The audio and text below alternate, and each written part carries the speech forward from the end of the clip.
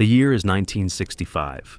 A young American sailor, fresh out of boot camp, finds himself standing on the deck of a small fiberglass boat, barely 30 feet long, moving slowly through a narrow canal in the Mekong Delta.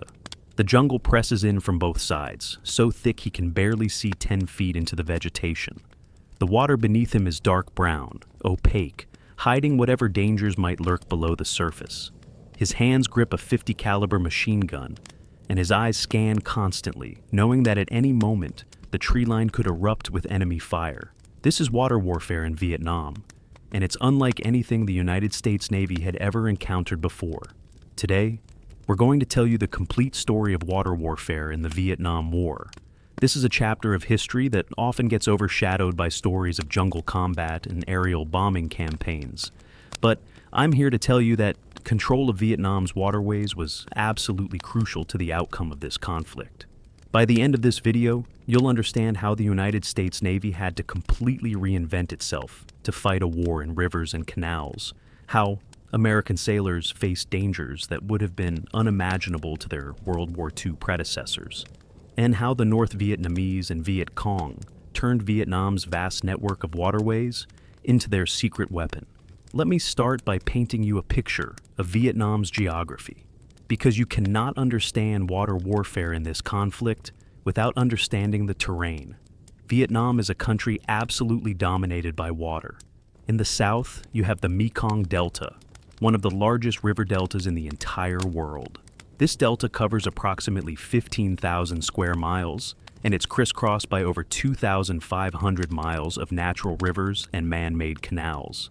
The Mekong River itself splits into 9 major branches as it reaches the sea, which is why the Vietnamese call it the Nine Dragons River. Now, imagine trying to control this area militarily.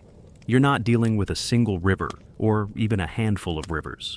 You're dealing with thousands upon thousands of waterways, from major rivers hundreds of yards wide to tiny canals barely wide enough for a sampan to pass through. Some of these waterways are marked on maps, many are not. Some are permanent, others appear during the rainy season and disappear during the dry season. The local Vietnamese population had been navigating these waterways for literally thousands of years. They knew every shortcut, every hidden passage, every seasonal variation in water level. American forces were walking into an environment where the enemy had a home field advantage that was almost insurmountable.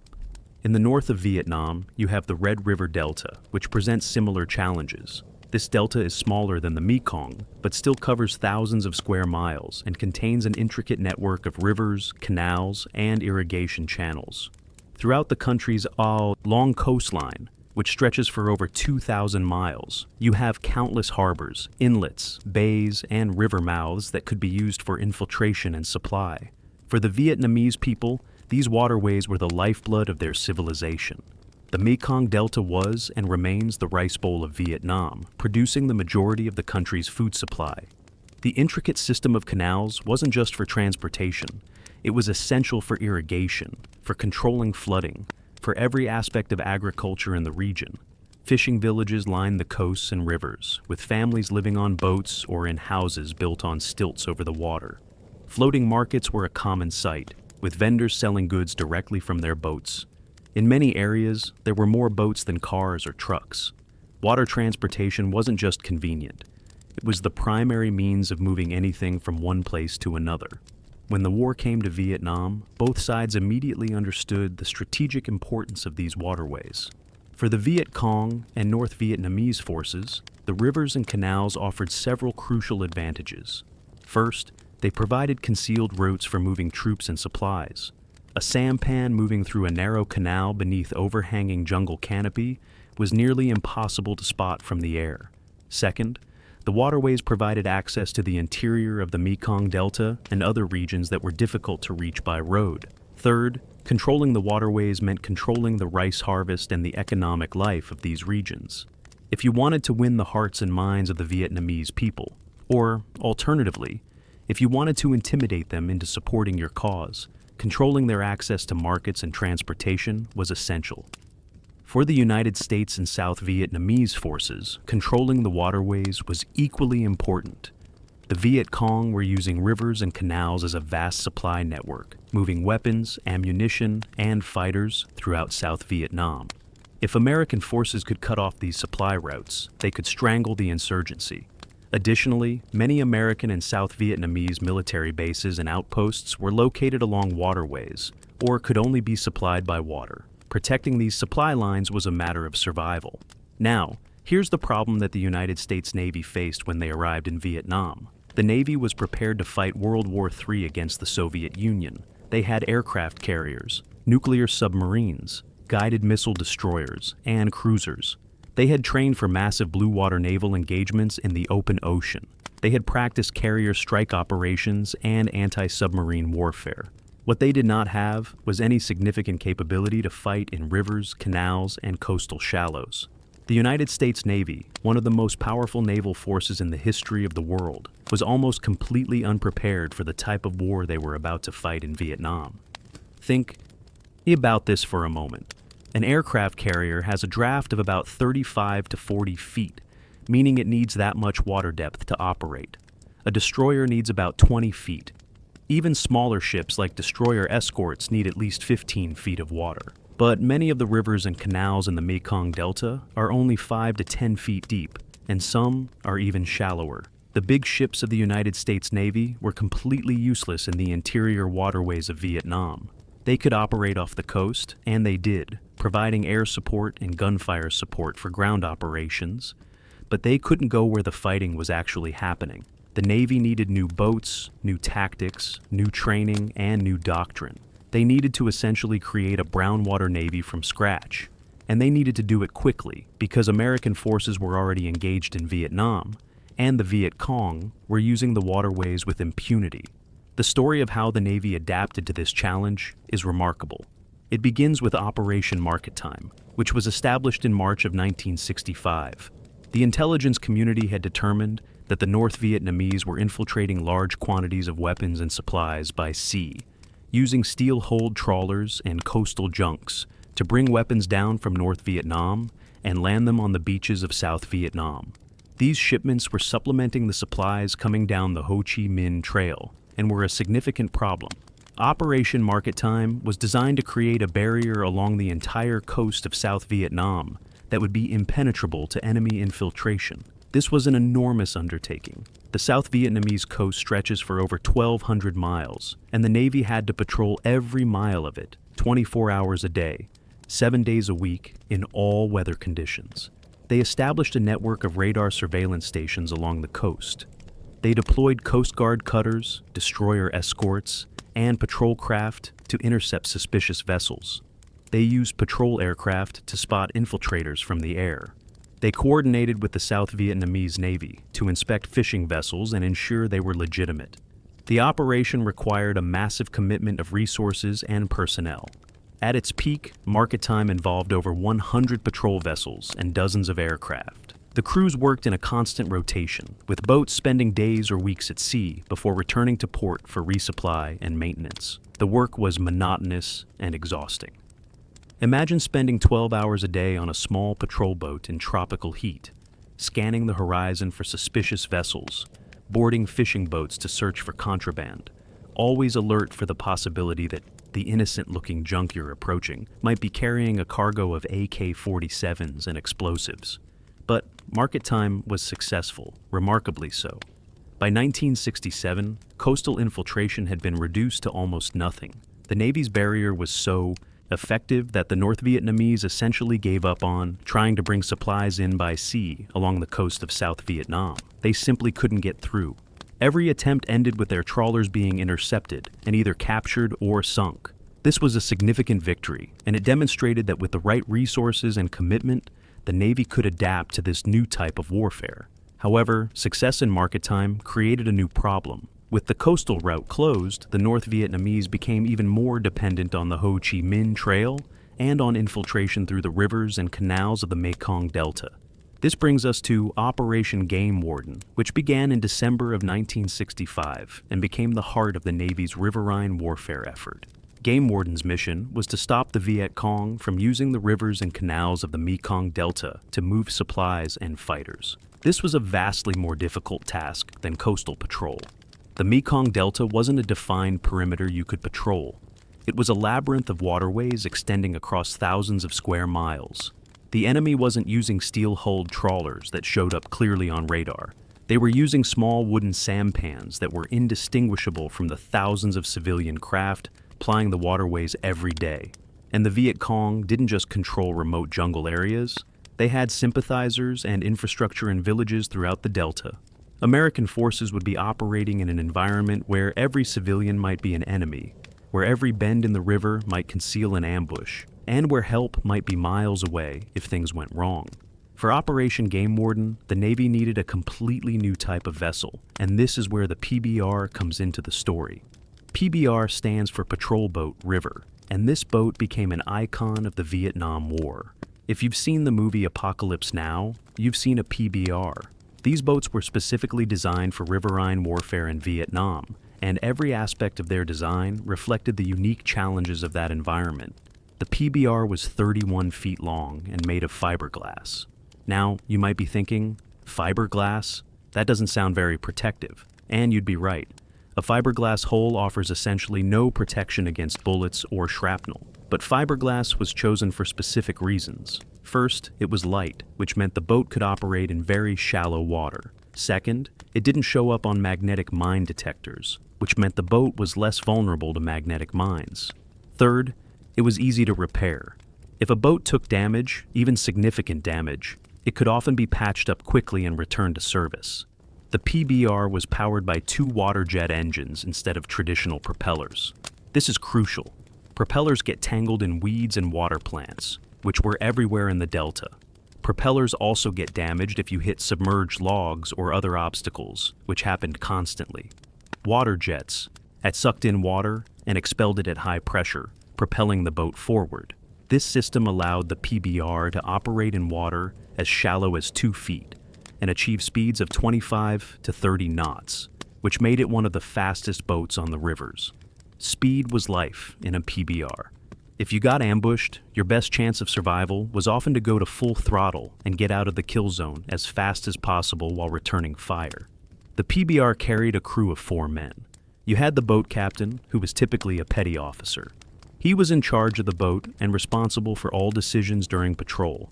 You had the engine man, who maintained the engines and operated one of the machine guns. You had a gunner's mate, who was responsible for the weapons and operated the forward gun tub. And you had a seaman who handled lines, operated weapons, and assisted wherever needed. These 4 men lived and fought together, often for months at a time. The bonds they formed were incredibly strong. They had to trust each other absolutely because their lives depended on it every single day. Now, let's talk about weapons, because the PBR was armed to the teeth.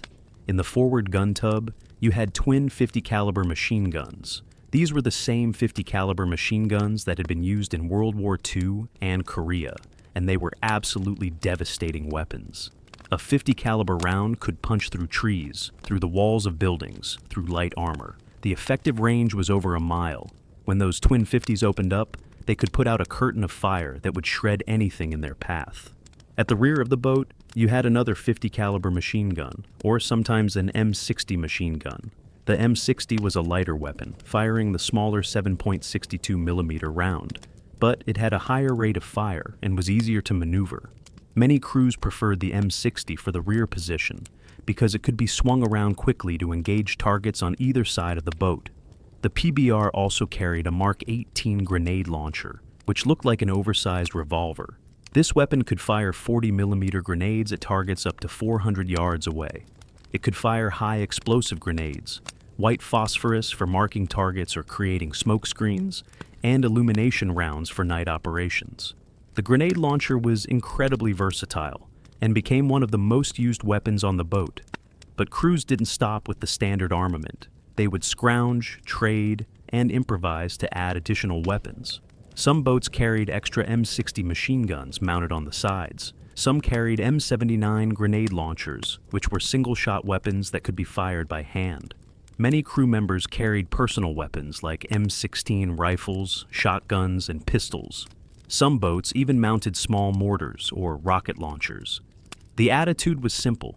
You could never have too much firepower. The crews also modified their boats in other ways. They would add extra ammunition storage, mount additional radios, create storage spaces for personal gear, and customize the boat to their preferences. Some crews added armor plating around critical areas like the engine compartment and the coxswain station, even though this added weight and reduced speed.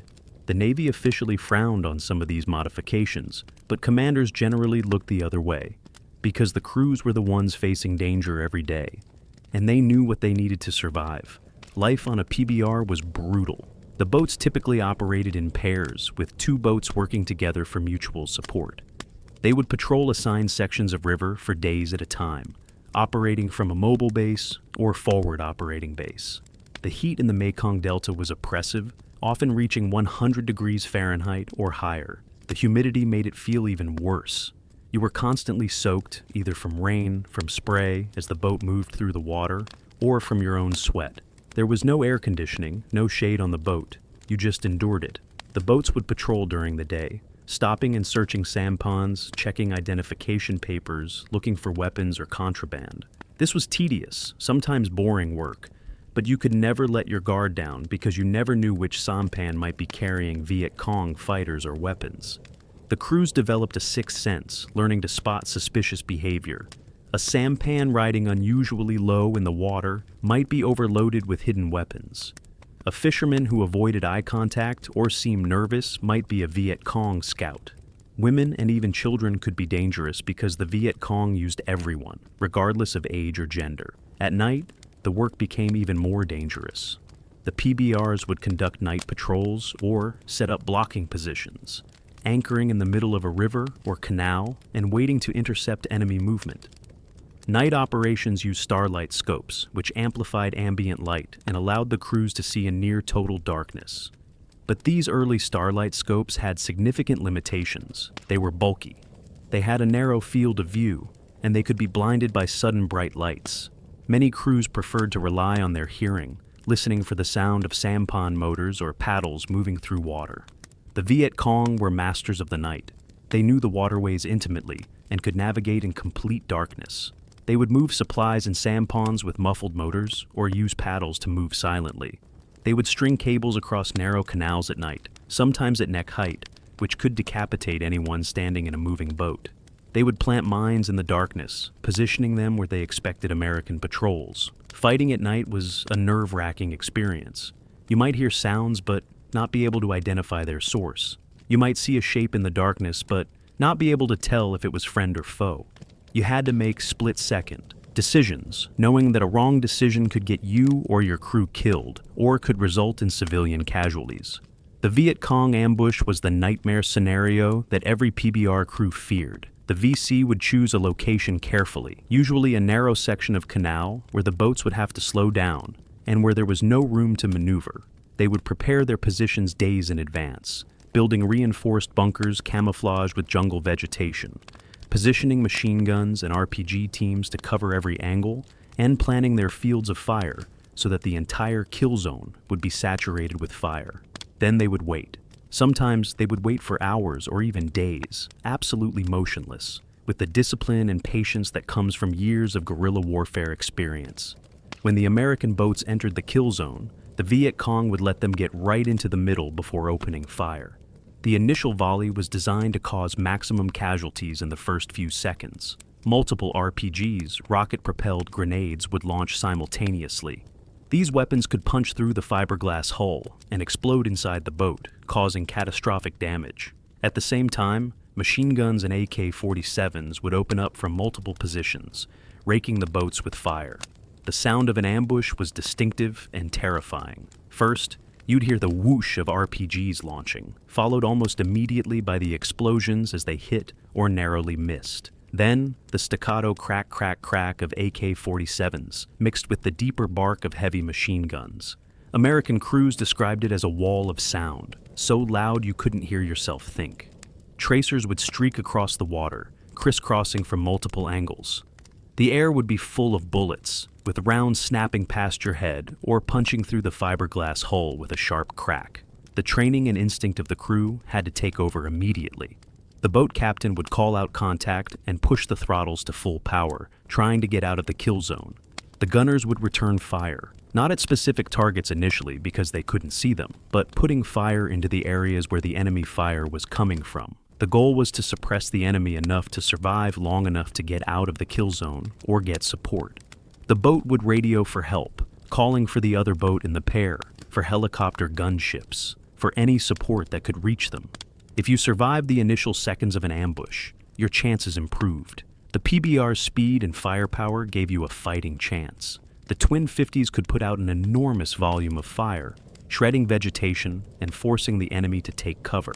If you had helicopter gunships overhead, they could rake the enemy positions with rockets and minigun fire. The Huey helicopter gunships that supported river operations were armed with 70mm rockets and M60 machine guns or miniguns. A minigun could fire 4,000 rounds per minute, and when it opened up, it sounded like a giant zipper being pulled. The amount of firepower that could be brought down on an enemy position was staggering. But ambushes didn't always end well.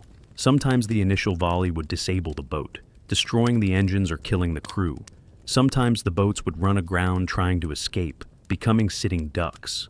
Sometimes the Viet Cong would have positioned too many weapons, and the American return fire wasn't enough to suppress them. PBR crews took casualties, and they took them regularly. Men were killed by RPG hits, by machine gun fire, by mines. Men were wounded, sometimes severely, and had to be kept alive until a medevac helicopter could arrive. The crew would have to perform first aid while still under fire, while trying to fight the boat, while trying to survive. The psychological toll of this kind of warfare was immense. You never knew when an ambush might come.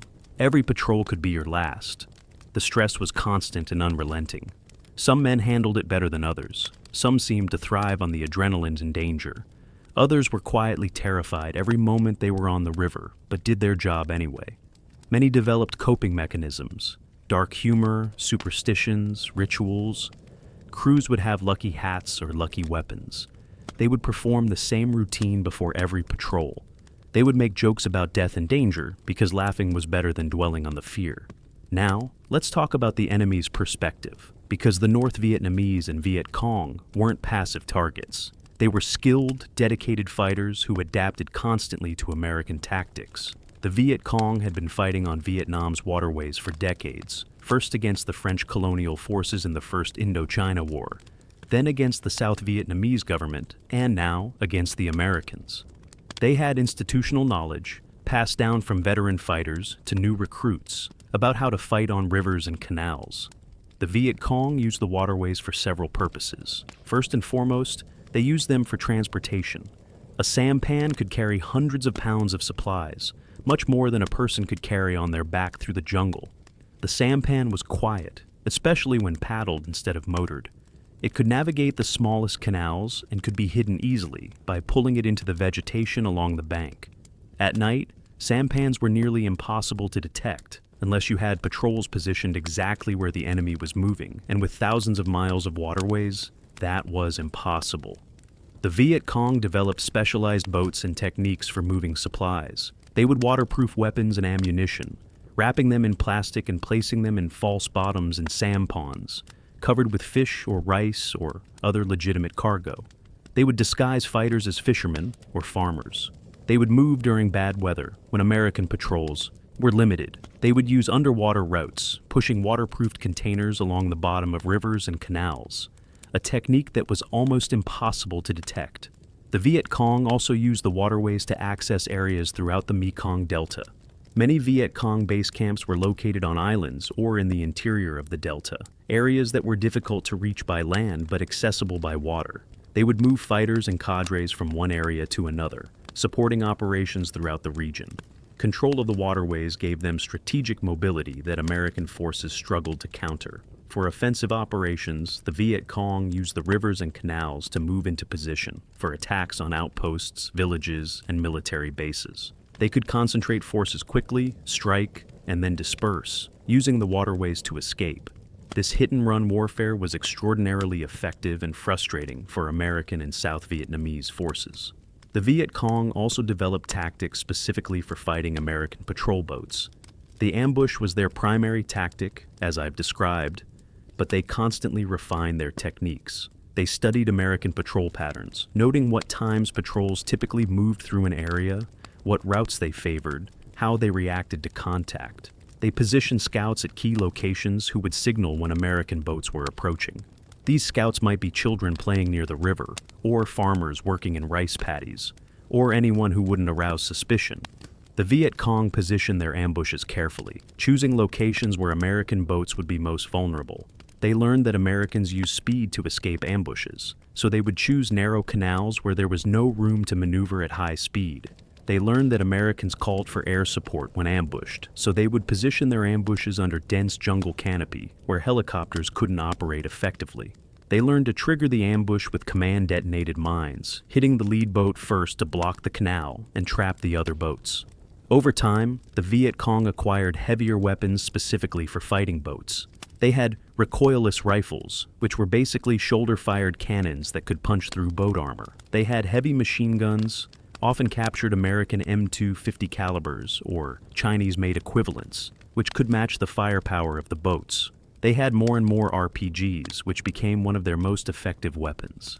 An RPG could be fired from a hidden position, and if it hit a boat, the results were often devastating. The Viet Cong also used mines extensively. They would place command-detonated mines along canals, hiding the firing wire in vegetation, and waiting for boats to pass over the mine before detonating it. These mines were often made from captured American explosives, artillery shells, or bombs. A large mine detonating beneath a PBR could blow the boat completely out of the water, killing or wounding everyone on board. The psychological impact of mines was enormous because there was no way to see them, no way to know if the stretch of water you were about to cross had a mine waiting for you.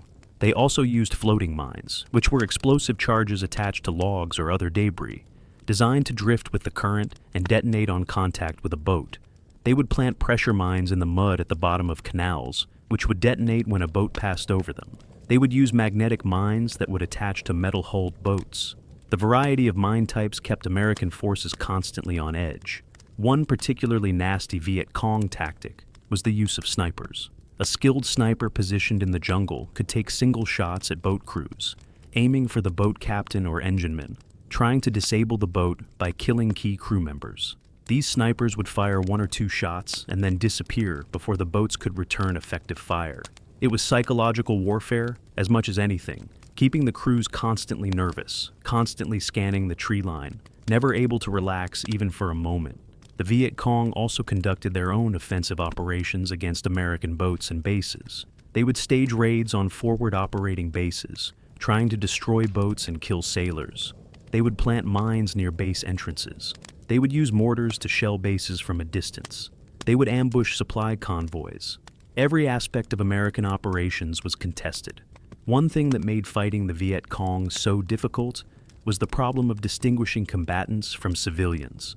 The Geneva Conventions require combatants to wear uniforms or distinctive markings, but the Viet Cong rarely did. They dressed like civilians, moved among civilians, and used civilian infrastructure. A sampan full of rice might have weapons hidden in a secret compartment. A woman taking her children to market might be carrying grenades. An old man fishing might be a Viet Cong scout. American boat crews had to make constant judgment calls. Do you stop and search that sampan, even though you've already stopped 10 today and found nothing? Do you fire on that suspicious movement in the tree line, even though it might be a civilian?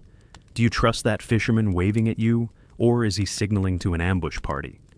These decisions had life or death consequences, and there were no clear answers. The rules of engagement were complex and often unclear in practice. This led to tragic incidents where civilians were killed or wounded. Sometimes these were clear mistakes, where jittery crews fired on civilians who posed no threat. Other times, the situation was more ambiguous. Maybe that sampan that refused to stop really was carrying weapons. Maybe those people running when the boats approached really were Viet Cong. The fog of war was thick in Vietnam, and nowhere was it thicker than on the rivers where combatants and civilians were. Impossible to distinguish. The South Vietnamese Navy played a significant role in water warfare. though their contributions are often overlooked in American accounts of the war. The Vietnamese Navy, known as the VNN, had been fighting on these waterways since the end of French colonial rule in 1954. They knew the terrain, they spoke the language, they understood the culture. In theory, they should have been far more effective than American forces at riverine warfare. In practice, the VNN was a mixed force. Some units were excellent, led by capable and dedicated officers, well-trained and effective in combat. These units worked closely with American forces and earned the respect of the sailors they fought alongside. Other VNN units were plagued by problems: corruption, poor leadership, inadequate training, low morale. Some VNN officers were more interested in profiting from the war than fighting it. There were reports of VNN boats avoiding combat, of officers selling fuel and ammunition on the black market, of entire units being infiltrated by Viet Cong sympathizers. The United States tried to address these problems through advisory programs. American advisors were assigned to VNN units, accompanying them on patrols and operations, providing training and guidance. This was dangerous work. The advisors had to trust their Vietnamese counterparts completely, and they weren't always sure they could. There were incidents of advisors being killed by their own allied forces, either through incompetence or deliberate betrayal. As the war progressed and the policy of Vietnamization took hold, more and more responsibility was transferred to the South Vietnamese forces. American units were withdrawn, and their boats and equipment were turned over to the VNN. American advisors trained Vietnamese crews to operate PBRs and other vessels. Patrol areas that had been controlled by American forces were transferred to Vietnamese control. This process had mixed results. In some areas, the VNN stepped up and performed well, maintaining effective patrol schedules and continuing to contest Viet Cong use of the waterways. In other areas, the VNN struggled without American support. Patrols became less frequent. Viet Cong movement increased. The corruption that had always been a problem became worse as American oversight diminished. When American forces finally withdrew completely from Vietnam in 1973, they left behind a South Vietnamese Navy that was on paper quite capable. The VNN had hundreds of patrol boats, including PBRs, swift boats, and larger vessels. They had trained crews, established bases, and a command structure. What they lacked was the air support, the logistical infrastructure, and ultimately, the will to continue fighting without American backing. When North Vietnam launched its final offensive in 1975, the South Vietnamese Navy fought in some areas but collapsed in others. Some boats were scuttled to prevent their capture. Others were abandoned as their crews fled.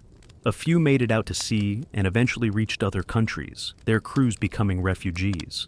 The fall of South Vietnam meant the end of the VNN, and many of the sailors who had fought alongside Americans found themselves facing an uncertain future under communist rule. Now, let's talk about another major aspect of water warfare in Vietnam: the Mobile Riverine Force. This was a joint Army-Navy operation that combined patrol boats with infantry to create a completely water-mobile combat force.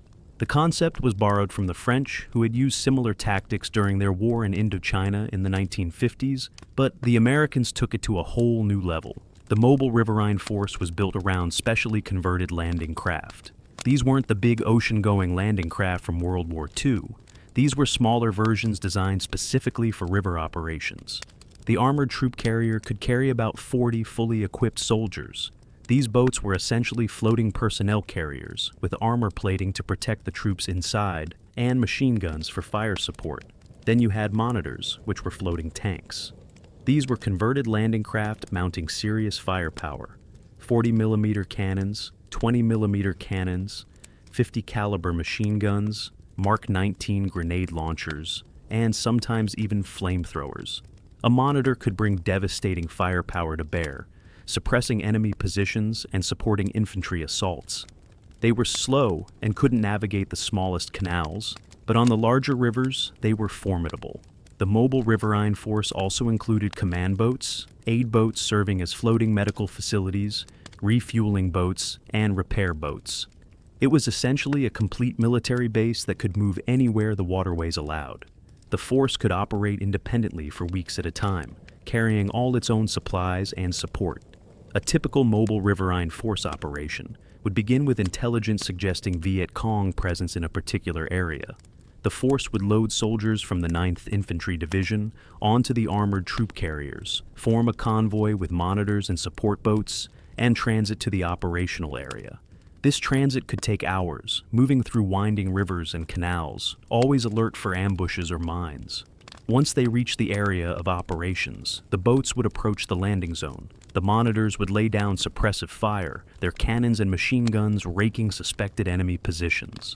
The troop carriers would beach or come alongside the shore, and the infantry would pour out, often wading through waist-deep water or mud, and begin ground operations. The boats would remain in the area, providing fire support, evacuating wounded, and serving as a base of operations. The infantry would search for enemy forces, base camps, and supply caches. If they made contact with the enemy, they could call on the boats for fire support or request extraction if things got too hot. The soldiers who served in the Mobile Riverine Force had a unique experience. They were doing infantry combat, but starting from boats instead of trucks or helicopters. They would spend days on the boats, then conduct ground operations, then return to the boats. They dealt with all the normal challenges of jungle warfare: heat, humidity, insects, disease, booby traps, ambushes. But they also dealt with the challenges of water operations: boats that could be mined or ambushed, wading through chest-deep water while carrying full combat loads, fighting in rice paddies and swamps where you could barely move. The Mobile Riverine Force conducted numerous major operations throughout the Mekong Delta. One of the most significant was the Battle of Reich Ba Rai in September 1967. This battle illustrates both the capabilities and the limitations of riverine warfare. The force consisted of Navy boats carrying elements of the 2nd Brigade, 9th Infantry Division. Their target was a Viet Cong stronghold that intelligence suggested contained a significant enemy force. As the boats approached the landing zone, they encountered heavy and well-prepared resistance. The Viet Cong had been tipped off about the operation and had prepared extensive fortifications. The initial landing came under intense fire. Viet Cong machine guns and RPGs opened up on the troop carriers as they approached the shore. Soldiers were hit before they even left the boats. Those who made it ashore found themselves facing bunker complexes, trench lines, and determined defenders. The battle developed into a brutal close-quarters fight. The monitors provided crucial fire support, their heavy weapons systematically working over the Viet Cong positions. Helicopter gunships arrived and added their firepower. The infantry fought through the defenses, clearing bunkers one by one. The battle lasted for hours, with American forces eventually overrunning the enemy positions, but the cost was high. The Mobile Riverine Force took significant casualties, with dozens killed and many more wounded. This battle illustrated a fundamental challenge of riverine warfare. The element of surprise was difficult to achieve because you couldn't hide a convoy of boats moving through the waterways. The Viet Cong had scouts watching, and they could see the boats coming from miles away. This gave them time to prepare defenses or evacuate, depending on their assessment of the situation. When they chose to stand and fight in prepared positions, the resulting battles were often bloody affairs. Another major operation involving water warfare was Operation Sea Lords, which began in October 1968. Sea Lords stood for Southeast Asia Lake Ocean River Delta Strategy, and it represented the most ambitious riverine warfare campaign of the entire war. The goal was to cut off Viet Cong access to their sanctuaries in Cambodia by controlling the waterways along the Cambodian border. The Viet Cong had been using rivers and canals that ran from Cambodia into Vietnam as supply routes, bringing in weapons and moving fighters. These waterways were their lifeline, and Sea Lords aimed to cut that lifeline. The operation involved establishing permanent patrol bases along key waterways and conducting aggressive patrols deep into areas that had been Viet Cong strongholds for years. This meant going into some of the most dangerous waters in Vietnam. We're talking about narrow canals through triple canopy jungle, areas where the enemy had operated freely for years, where they knew every twist and turn, where they had prepared fallback positions and supply caches. The Navy formed special task forces combining different types of boats: PBRs for speed and maneuverability, monitors for heavy firepower, swift boats for patrol and interdiction. Sea Lords operations were characterized by their aggressiveness. Instead of waiting for the Viet Cong to come to them, American forces were taking the fight into enemy territory. They would push deep into canals that hadn't seen American presence before. They would establish blocking positions across key waterways, stopping all traffic and searching for weapons. They would conduct search and destroy operations, looking for base camps and supply caches. The danger level was extraordinarily high. These were areas where the Viet Cong had operated with impunity, where they had prepared defensive positions, where local civilians were often sympathetic, or at least cowed into cooperation. American forces were going into the enemy's backyard, and the enemy didn't appreciate it. Ambushes were frequent and fierce. Mines claimed boats and lives. The fighting was as intense as anywhere in Vietnam. But Sea Lords had an impact.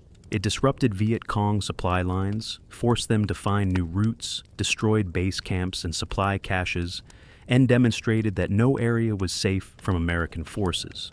The operation captured large quantities of weapons and rice, arrested or killed numerous Viet Cong cadres, and generally made life much more difficult for the insurgency. However, Sea Lords also illustrated the limitations of American strategy in Vietnam. You could control an area while you were there in force, but the moment you left, the Viet Cong would filter back in. The United States didn't have enough forces to be everywhere at once. They could conduct operations, achieve temporary successes, and then have to move on to the next area, leaving the previous area to revert to enemy control. It was like playing whack-a-mole on a massive scale. Let's talk about the technology and equipment that made water warfare possible. Beyond the boats themselves, a vast array of specialized equipment was deployed to Vietnam. Night vision technology was crucial for after-dark operations. The early starlight scopes amplified ambient light, allowing operators to see in near total darkness. These devices were revolutionary for their time, though they were bulky, fragile, and had significant limitations. They had a narrow field of view. They could be blinded by sudden bright lights like flares or explosions, and they required some ambient light to function. Radio communication equipment was absolutely critical. The standard VHF radios used for boat-to-boat communication worked well for line-of-sight communication, but had limited range in the twisting waterways where line of sight was often blocked. HF radios could reach longer distances and communicate with distant bases, but were less reliable and more subject to interference. Maintaining radio equipment in the humid, wet conditions of Vietnam was a constant challenge. Corrosion was a major problem. Electronics would fail, antennas would break. Radio operators became some of the most important crew members because communication could mean the difference between life and death. Weapons maintenance was an ongoing battle against the environment. The combination of humidity, salt spray from coastal operations, and muddy river water was hell on firearms. Machine guns would jam, if not meticulously maintained. Ammunition had to be protected from moisture. Crews developed elaborate cleaning routines, spending hours every day maintaining their weapons. Some crews would clean their weapons multiple times during a single patrol. The phrase, "your weapon is your life," was literally true on the rivers, and everyone understood that a jammed gun at the wrong moment meant death. Body armor and helmets were available, but were controversial. Flak jackets could stop shrapnel and sometimes handgun rounds, but they were hot, heavy, and restrictive in the cramped confines of a boat. Many crew members opted for minimal protection, wearing just a life vest and maybe a helmet, choosing mobility and comfort over armor. This was a calculated risk. Some paid for it with their lives when they took fire and had no protection. Others survived situations where the weight of body armor would have dragged them to the bottom after their boat was hit. Medical supplies and training were crucial. Every boat carried field medical supplies, bandages, tourniquets, morphine, plasma, and other equipment for treating traumatic injuries. Crew members were trained in combat first aid, learning how to treat gunshot wounds, shrapnel wounds, and blast injuries. They learned how to apply tourniquets to stop arterial bleeding, how to seal sucking chest wounds, how to maintain airways in unconscious casualties. This training saved lives. There are numerous accounts of crew members keeping their wounded buddies alive for the critical minutes or hours until a medevac helicopter could arrive. The boats themselves were constantly being modified and improved based on combat experience. Field modifications were common, with crews adding everything they could get their hands on. Extra armor.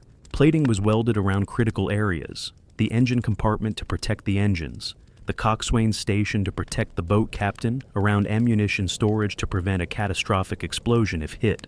Some boats added entire improvised armored positions, creating steel boxes that a crew member could fight from with some protection.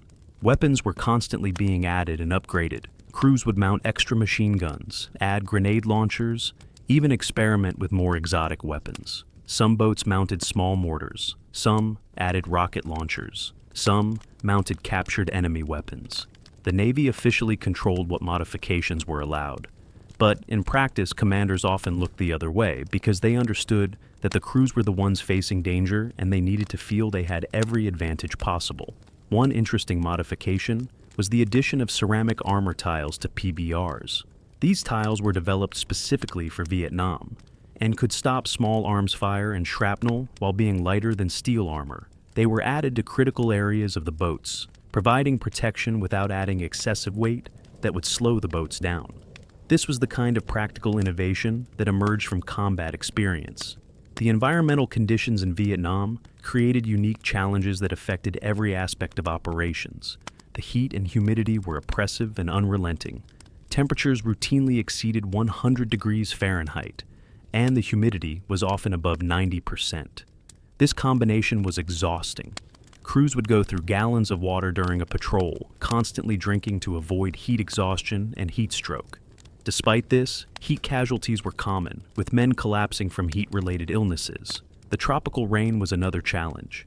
During the monsoon season, rain would fall in sheets, reducing visibility to nearly zero, creating choppy water conditions and making everything slippery and dangerous. Operations would often have to be suspended during the worst storms because boats couldn't navigate safely and visibility was too poor to identify threats. The Viet Cong would exploit these weather windows, moving supplies during storms when they knew American patrols would be limited. The insect life in Vietnam was horrific. Mosquitoes were everywhere, carrying malaria and dengue fever. Despite anti-malarial drugs, many servicemen contracted malaria and had to be evacuated. Other insects included leeches, which would attach to anyone who went into the water, biting ants and various other tropical pests. The constant battle against insects was just another source of misery. The water itself was often contaminated. The rivers and canals of Vietnam carried agricultural runoff, human waste, and all manner of pollutants. If you fell in the water or had an open wound exposed to the water, infection was almost guaranteed. Tropical ulcers were common, with minor cuts and scrapes, developing into serious infections that wouldn't heal in the humid environment. Skin diseases and fungal infections were epidemic. Everyone had some form of rash or skin problem. The psychological impact of water warfare on the men who served in these units was profound and long-lasting. The stress of constant danger, of never knowing when an ambush might come, of making life or death decisions multiple times every day, took a heavy toll. Some men thrived on the adrenaline, actually enjoying the danger and excitement. Others were quietly terrified every moment, but did their duty anyway. Most fell somewhere in between, developing coping mechanisms to deal with the stress. The bonds between crew members were incredibly strong. When you're on a small boat with 3 or 4 other men, your lives completely interdependent, you develop relationships unlike anything in civilian life. These men would trust each other with their lives, would fight to protect each other, would grieve deeply when one was killed or wounded. Many veterans described their fellow crew members as closer than family, and these bonds often lasted for the rest of their lives. The experience of surviving combat created a sense of disconnection from the normal world. Men on leave would find they had nothing in common with civilians anymore. Conversations about sports or movies seemed trivial and meaningless compared to what they were experiencing. Many felt they could only be understood by other men who had been through the same experiences. This sense of isolation was a common theme among Vietnam veterans and was particularly acute among those who had served in the most dangerous roles. Post-traumatic stress disorder was common, though it wasn't called that at the time and wasn't recognized or treated effectively. Veterans would have nightmares about the rivers for years or decades after returning home. Certain sounds could trigger flashbacks: the sound of an outboard motor, the crack of gunfire, the whoosh of a rocket launching. The smell of stagnant water or jungle vegetation could bring back memories of Vietnam so vivid they felt real.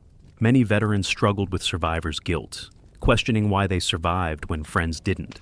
They would replay incidents in their minds, wondering if they could have done something differently that might have saved a life. This guilt could be crippling, affecting relationships, careers, and mental health for years. The end of American involvement in water warfare came gradually through the Vietnamization program. As I mentioned earlier, more and more responsibility was transferred to South Vietnamese forces. American boats were turned over to the VN. American advisors trained Vietnamese crews. Patrol areas were transferred to Vietnamese control. American combat units were withdrawn. By the time the Paris Peace Accords were signed in January 1973, American combat forces had left Vietnam. The war continued between North and South Vietnam, but without American participation. The South Vietnamese Navy continued to operate, conducting patrols and operations with varying degrees of success. When North Vietnam launched its final offensive in 1975, the Navy fought in some areas but ultimately shared the fate of all South Vietnamese forces. The legacy of water warfare in Vietnam influenced American military thinking for decades. The lessons learned were documented and incorporated into training and doctrine. The Navy established schools and training programs for riverine warfare. The equipment and tactics developed in Vietnam became the basis for brown water Navy operations in future conflicts. When American forces deployed to Iraq in 2003 and found themselves operating on the Tigris and Euphrates rivers, they drew on Vietnam experience. Veterans of Vietnam river warfare were brought in as advisors. The tactics and equipment that had been developed 40 years earlier were dusted off and adapted to a new environment. The PBR itself was no longer in service, but its descendants, modern patrol boats designed for riverine operations, owed much to the lessons learned in Vietnam. The veterans who served in water warfare have worked to preserve the history of their service. Organizations like the PBR Force Veterans Association maintain records, hold reunions, and educate the public about this aspect of the Vietnam War. They've worked with museums to preserve actual PBRs and other equipment. They've published memoirs and histories. They've ensured that this chapter of military history isn't forgotten. For the Vietnamese people, the waterways remain central to daily life. The Mekong Delta is still the rice bowl of Vietnam, still crisscrossed by thousands of miles of rivers and canals, still home to millions of people who depend on the water for their livelihood. The war's physical scars have mostly healed. The destroyed bridges have been rebuilt. The mine-cratered canal banks have eroded and filled in. The bunkers and fortifications have disappeared back into the jungle. But unexploded ordnance remains a problem. Mines, grenades, artillery shells, and other munitions are still occasionally discovered, sometimes with tragic consequences. Cleanup efforts continue decades after the war ended. In conclusion, water warfare in the Vietnam War was a unique chapter in military history. It required the United States Navy to completely reinvent itself, creating new boats, new tactics, new training, and new doctrine. It put young American sailors into an environment that was alien and terrifying, where danger lurked around every bend in the river. It demonstrated both the adaptability of American forces and the limitations of firepower and technology in counterinsurgency warfare. The men who served on the rivers of Vietnam faced challenges that were unlike anything their predecessors in World War II or Korea had encountered. They operated in small boats with minimal protection, navigating hostile waters where the enemy had every advantage. They showed tremendous courage, resourcefulness, and dedication. Many paid the ultimate price. For the Viet Cong and North Vietnamese forces, control of the waterways was a strategic necessity. Despite facing overwhelming American firepower and technology, they continued to use the rivers and canals, adapting their tactics, accepting casualties, and never giving up. Their intimate knowledge of the terrain and their willingness to endure hardship gave them advantages that technology couldn't overcome. The story of water warfare in Vietnam is one of courage on all sides, of adaptation and innovation, of the fog of war where civilian and combatant were impossible to distinguish, and of the ultimate futility of trying to control a population that doesn't want to be controlled. The rivers of Vietnam ran red with blood from all sides, and in the end, after all the sacrifice and suffering, the war was lost. But the men who fought on those rivers deserve to be remembered. Their service, their sacrifice, and their stories are an important part of history. They faced an enemy that couldn't be seen, operated in conditions that were barely survivable, and showed courage that deserves recognition. If you enjoyed this deep dive into water warfare in Vietnam, please give this video a thumbs up and subscribe to our channel for more military history content. Leave a comment below telling us what aspect of Vietnam War history you'd like us to cover next. Thank you for watching, and we'll see you in the next video.